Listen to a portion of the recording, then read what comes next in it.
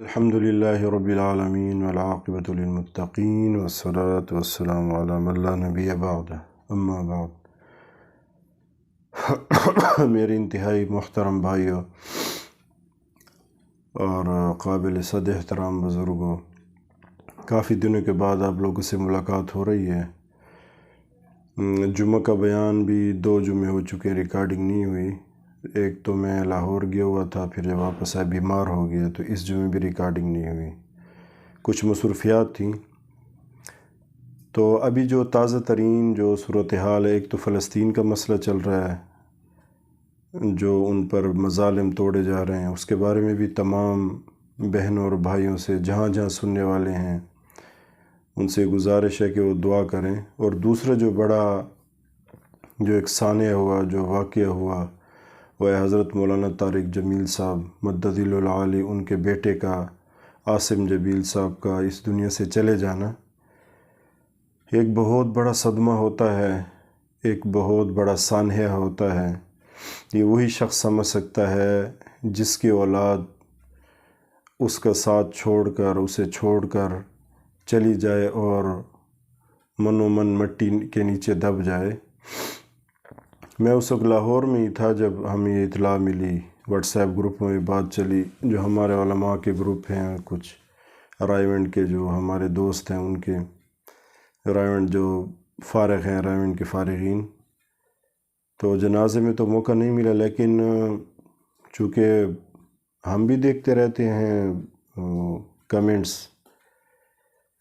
تو جیسے باقی علماء نے کہا، چلو میں نے کہا میں بھی یہ بات گزارش عرض کر دوں۔ یعنی ایک طوفان بدتمیزی، جبکہ مفتی زبیر صاحب مدظل العالی کراچی کے ہیں، باقی بڑے بڑے مفتی طارق مسعود صاحب، باقی بڑے بڑے جید مفتیان کرام کو آ کے وضاحتیں دینی پڑیں کہ بھئی یہ خودکشی نہیں ہے، بلکہ یہ ایک ایسا شخص تھا جو مرفوع القلم، یہ فقہ کی اصطلاح اور شریعت کی اصطلاح میں مرفوع القلم، گویا کہ وہ اس کا مکلف ہی نہیں تھا، اسے پتہ ہی نہیں تھا میں کیا کر رہا ہوں، ایسے مرض میں مبتلا تھا۔ لیکن ہمارے بعض اہل علم کی طرف سے، اور مخالفین تو ویسے ان کے مخالفین ہیں، جو زیادہ شہرت کی چوٹیوں پہ پہنچ جائے تو اس کے ویسے مخالف وہ جو ہے نا تھوک کے حساب سے پیدا ہو جاتے ہیں۔ بہرحال میں جو یہاں گزارش کرنا چاہتا ہوں، مجھے اتنا دکھ ہوا، اتنا افسوس ہوا ہے کہ یار آپ وہ باپ جس کو یہ بیٹا سب سے زیادہ اس سے محبت ہے اور محبوب ہے، اور 2-4 کمنٹس یا ان کے جو چینل پہ کوئی اچھے کمنٹس کے بجائے کوئی تسلی والے، یہی بحث چھڑ گئی، خودکشی ہے، ہم دعا نہیں کریں گے۔ یہ میری اپنی بات ہے، ہمارے اپنے ہی ماشاءاللہ علماء جو اپنے ہی مسلک کے ہیں، وہ جب ہم لاہور سے ایک جگہ ٹھہرے ایک دوست کے پاس، تو وہ مولانا صاحب جید خطیب ہیں، ان کا بھی یہی تھا کہ جی یہ تو خودکشی، ہم تو دعائے مغفرت بھی نہیں کرتے ان کے لیے۔ تو ان کو میں نے پھر گزارش کر کے سمجھایا، بھائی وہ مرفوع القلم تھی، یہ ایسی بیماری تھی کہ جس میں مریض کو پتہ ہی نہیں چلتا میں کیا کر رہا ہوں۔ تو خدا را میں تو بڑا حیران ہوا اپنے اس قوم کی ذہنیت پہ، اس پستی پہ، اور اس قدر تنزلی پہ اخلاقی، کہ خدا کے لیے اللہ کے لیے اس قسم کی باتیں۔ آپ نے مولانا کا درد اور ان کا کرب اور ان کا دکھ اور ان کی جو وہ کیفیات ہیں وہ آپ نے دیکھی ہیں، ویڈیوز سامنے آ رہی ہیں، لیکن ہم نے ان کو معاف اس لیے نہیں کرنا کہ وہ مولتار جمیل صاحب ان کے بیٹے نے خودکشی کیوں کی ہے۔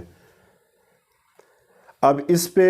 ایک تو باقی چلو اہل علم میں پھر بھی سمجھ میں آتی ہے کہ وہ اس پہ گفتگو تبصرے کریں،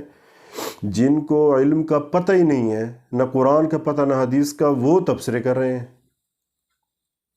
وہ تبصرے کریں کہ جی یہ کیا ہوا، یہ ہوا، وہ ہوا۔ بھائی جان، جب جید مفتیان کرام یہ وضاحت کر چکے ہیں، اگر وہ خودکشی کی موت ہوتی تو اتنے بڑے بڑے، جب ہم آ رہے تھے تو ہمارے رائیونڈ کے اساتذہ مولانا خورشید صاحب، مولانا عمل بٹلہ صاحب، باقی تمام اساتذہ گاڑی میں جا رہے تھے، جنازے میں شریک ہوئے، راستے میں ہم نے ان کو دیکھا۔ اور اس کے علاوہ بڑے بڑے جید علماء ان کے پاس جا رہے ہیں۔ تو اگر خودکشی، اس میں تو یہ حکم ہوتا ہے کہ جو بڑے ہیں دین کے لحاظ سے، جو بڑے ہیں وہ جنازے میں شریک نہ ہو، عام مسلمان یہ شریک ہوتے۔ یعنی خودکشی والے کا حکم تو یہ ہے کہ جو دین کے پیشوا ہیں وہ اس جنازے میں شریک نہ ہوں، عام مسلمان ہو سکتے وہ نہ ہو، تاکہ کوئی یہ نہ سمجھے کہ یہ تو ٹھیک کام ہے تو وہ بھی کرنا شروع کر دے۔ تو بھائی کچھ میری گزارش ہے، کچھ اخلاق کا دامن ہم تھام لیں۔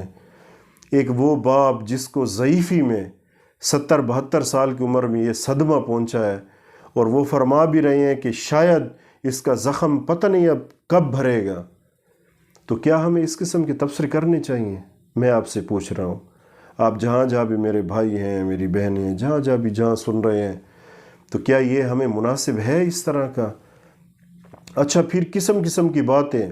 کوئی کیا پکڑ رہا ہے بھائی؟ مولانا طارق جمیل صاحب مدثر العالی، اللہ ان کی زندگی میں برکت دے، اللہ ان کو صحت و عافیت سے رکھے، اللہ ان کو صبر عطا فرمائے،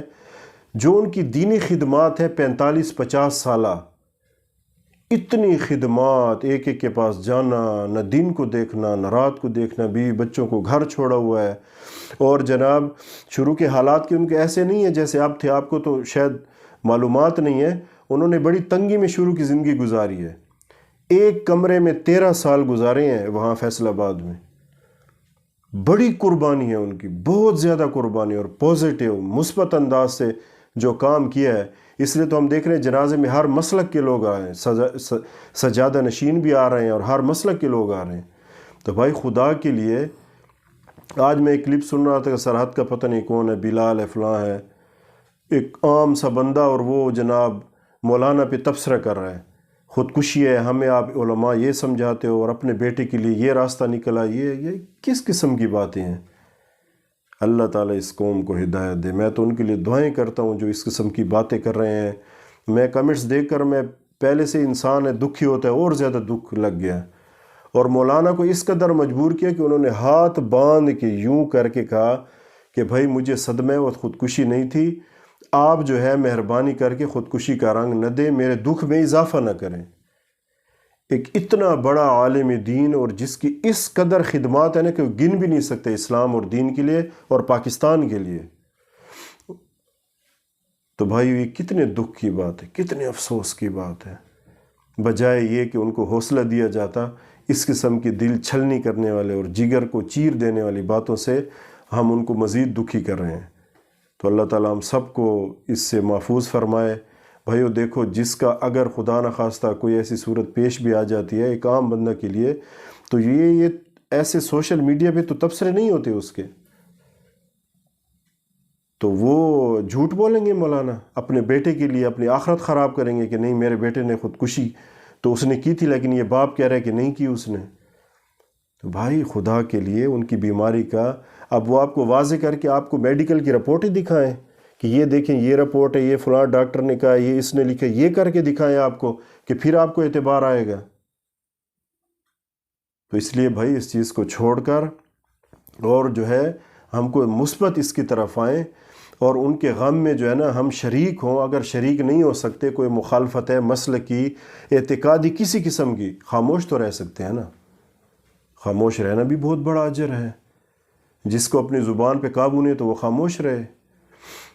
تو اس لیے میری گزارش ہے کہ ہم اس قسم کے جو واقعات آئیں، چاہے جو بھی ہوا ہو، تو اس دکھی ماں باپ کو ہم مزید دکھ نہ دیا کریں۔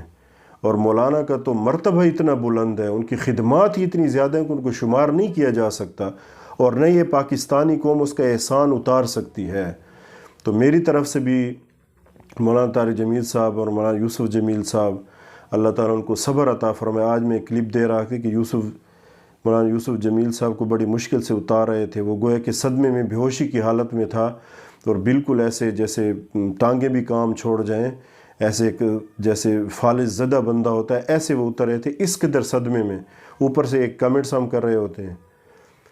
تو اللہ تعالیٰ عاصم جمیل کو کروٹ راحت نصیب فرمائے، اللہ اعلیٰ پیمانے پہ ان کی مغفرت فرمائے، اللہ اپنا دیدار ہمیشہ کے لیے ان پہ مباح کر دے، اور اللہ تعالیٰ ہمارے بزرگ، ہمارے استادوں کی جگہ، اور اس امت کے خیر خواہ، اور اس امت کے بہت بڑے داعی کبیر، اللہ ان کو صبر عطا فرمائے اور جلدی اس صدمے سے نکال دے۔ وآخر دعوانا الحمدللہ رب العالمین۔